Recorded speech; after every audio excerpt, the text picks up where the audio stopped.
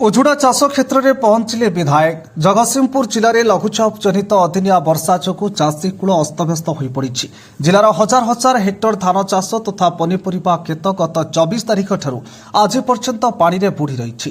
राज्य सरकार तुरंत क्षयक्षतिर आकलन रिपोर्ट प्रदान करने को विभाग अधिकारी मानक कड़ा निर्देश देते किंतु पूर्व सरकार समय जो भाव विभाग अधिकारी माने एसी रूम रे बसी क्षयक्षतिर आकलन रिपोर्ट करुले से भाव वर्तमान क्षयक्षति आकलन रिपोर्ट करुवा देखा अन्यपक्षे चाषी मानकर विपद समय जगतसिंहपुर विधायक अमरेन्द्र दास अचानक गस्त कर पानी में बुड़ी रही खेत परिदर्शन कर चाषी मान सहित कथा हेबा सहित निज आखिरे नष्ट होइतिबा धान पनीपरिया फसल देखि दुख प्रकाश करने सह तुरंत राज्य सरकार दृष्टिगोचर करने को चाषी मान प्रतिश्रुति देइतिबा जଣାपड़ी। जगतसिंहपुर वैष्णव राणु की रिपोर्ट तुलसी क्षेत्र न्यूज।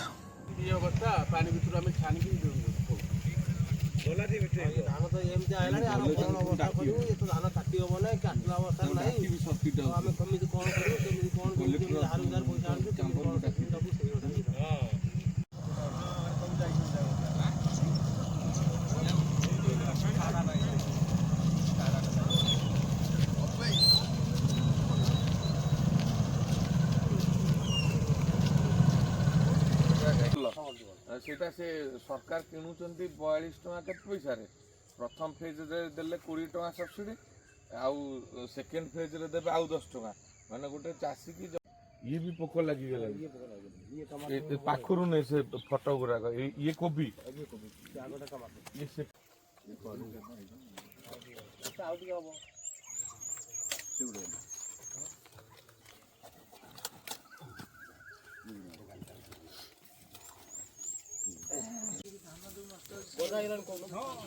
गजा आई जाई सुडा गजा ये जो ठिया आई छी बर्तमान ए रोग मारी जाउची गजा आई नै कंडा तिंडे केस कोन लागे केस कोन बोलो आई ये फाउंड अगर कोई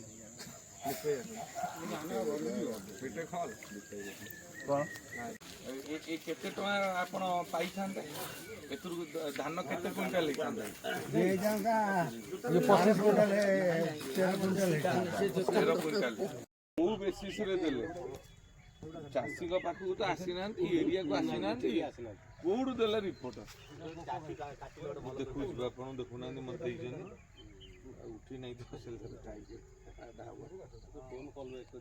जनित जो क्षयक्षति होती देखा जाउची सरकारी अधिकारी मानकर देखा नहीं किंतु रिपोर्ट दिया जाइए जे क्षयक्षतिर तो यहाँ किभली भाव में क्षयक्षतिर रिपोर्ट दिगला। प्रथम फेज वर्षा पर मु तहसीलदार नाउगा और जगतसिंहपुर को मागी रिपोर्ट मते रिपोर्ट जहाँ देते मैं वास्तव रूप जानापी आज आसली जहानपुर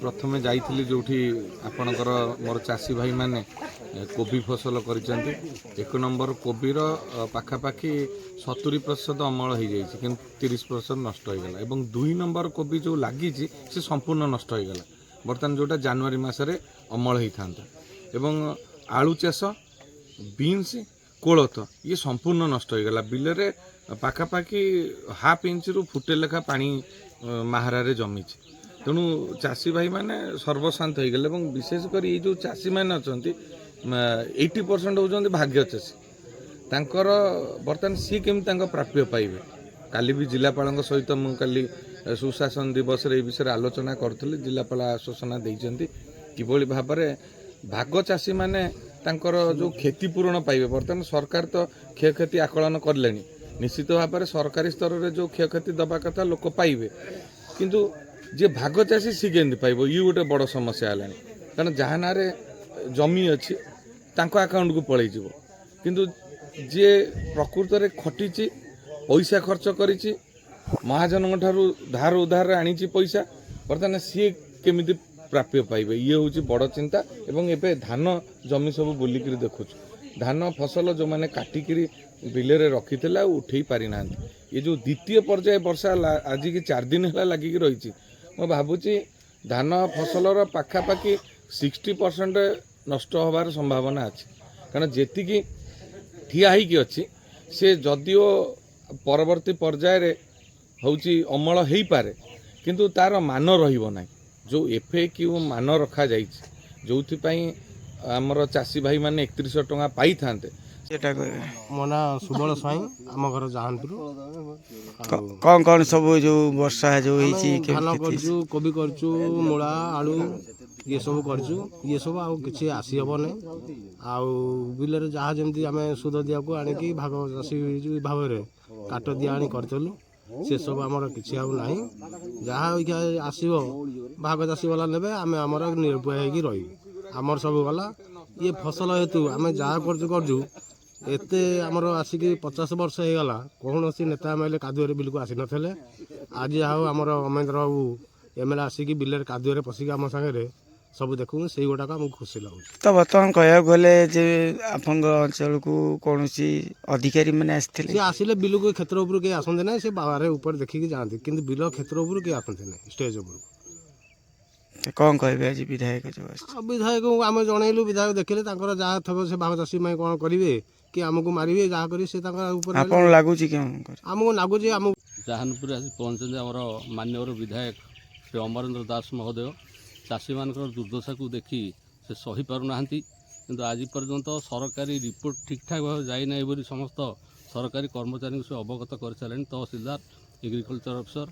ଆମର ଜାହାନପୁର ଗ୍ରାମର ଚାଷୀମାନେ ମୁଖ୍ୟତଃ ପରିବା ଚାଷ ହିଁ କରନ୍ତି। ବର୍ତ୍ତମାନ ଆମେ ଏ କୋବି କିଆରେ ଠିଆ ହେଇଛୁ।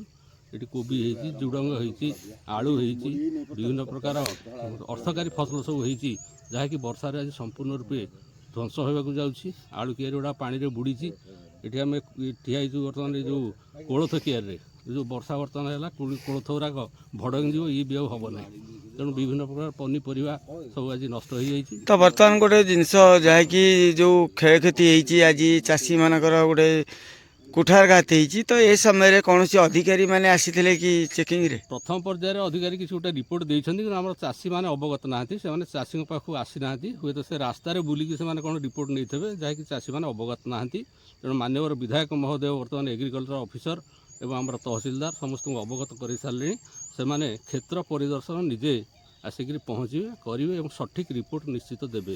ଏ ବିଶ୍ୱାସ ଏବଂ ଭରସା ଅଛି। ଯେହେତୁ ଆମର ମାନ୍ୟବର ବିଧାୟକ ମହୋଦୟ ଆସି ଚାଷୀମାନଙ୍କ ନିକଟରେ ଉପସ୍ଥିତ ହୋଇଛନ୍ତି, ଏ କାର୍ଯ୍ୟକାରୀ ଚାଷୀମାନେ ଏଥିରୁ ଲାଗୁନି କି ଯେମିତି ବିଗତ ବର୍ଷ ମାନଙ୍କରେ ଅଧିକାରୀ ମାନେ ଅଫିସରେ ବସିକି ଚିଠା କରିକି ଦେଉଥିଲେ ବା ଯୋଉ ହିସାବ କରି ଦେଉଥିଲେ ଚାଷୀମାନଙ୍କ ସମସ୍ୟା, ସେଇଭଳି ଏଥର କରାଯାଉନି ତ?